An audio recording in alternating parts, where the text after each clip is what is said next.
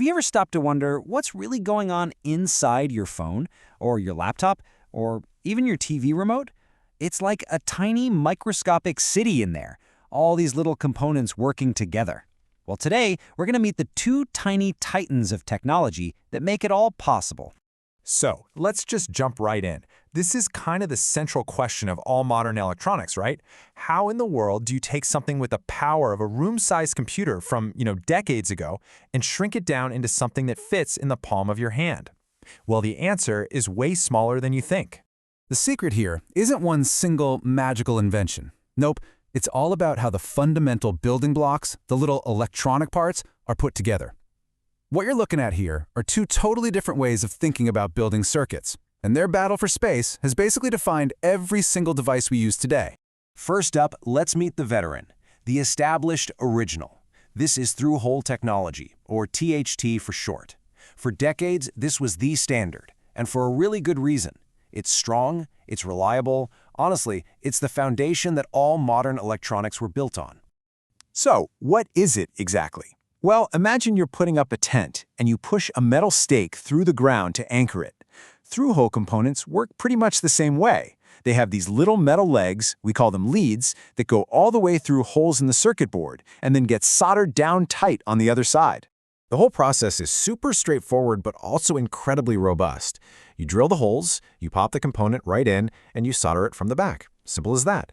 And this creates an unbelievably strong physical connection, which is really its defining feature.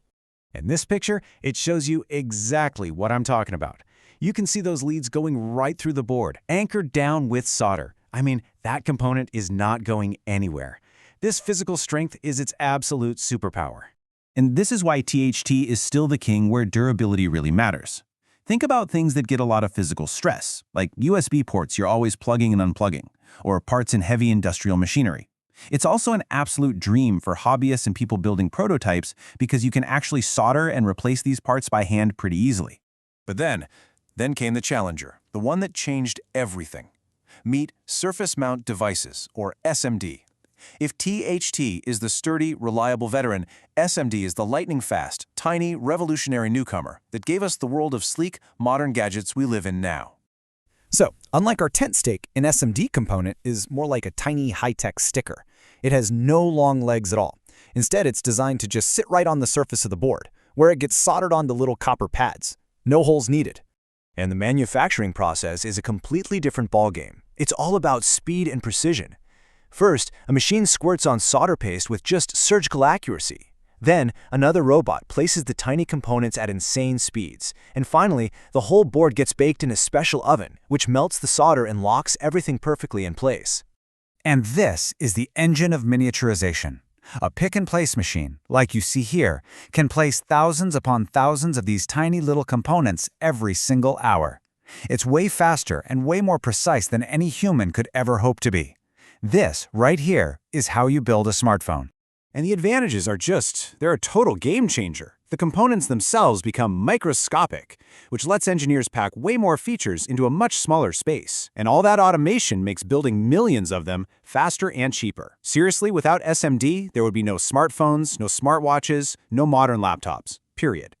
All right, so we've met our two contenders, the strong, reliable veteran and the small, blazing fast challenger. Let's put them head to head. See how they really stack up. Wow. I mean, just the visual here says it all. The difference in size is absolutely stunning. On the left, you've got a board with those bigger, bulky through-hole components, and on the right, the surface mount components are so small they almost look like grains of sand. This one image just perfectly captures the whole story. So let's break it down rapid-fire style. First up, size. Is this even a contest? It's not close. SMD components are just a tiny fraction of the size and weight of their THT cousins. Okay, next up, strength. And here, the veteran THT gets the win, no doubt. That physical connection going through the board is just so much stronger. It's the go-to for any part that has to put up with physical abuse. And what about repairability? What if something breaks? Well, once again, THT has the edge.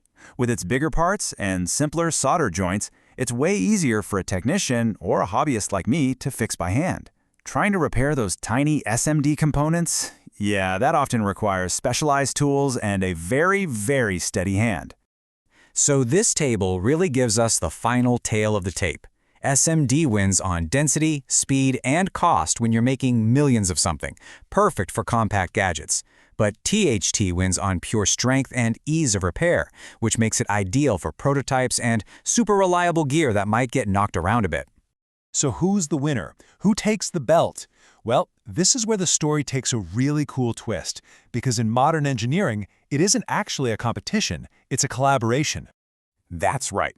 If you were to crack open almost any modern device today, you wouldn't find just one or the other. You'd find a really carefully designed circuit board that uses both THT and SMD components living right next to each other. This way, engineers really get the best of both worlds. They use the tiny little SMD components for the brains of the operation, the processors and the memory chips, to keep the device small and super powerful. And then they use the robust THT components for the parts that have to connect to the outside world, like connectors, switches, and big power components that need that extra physical strength. And at the end of the day, this hybrid strategy is what allows us to have devices that are both incredibly compact and powerful, but also durable and reliable enough for us to use every single day. It's just the smartest way to build things. It's a pretty fascinating evolution when you think about it. The sturdy veteran taught us how to build things that last. The tiny challenger taught us how to build things that fit in our pockets. Which really just leaves us with one final thought. What new frontier, what new capability will the next big breakthrough in component technology unlock for all of us?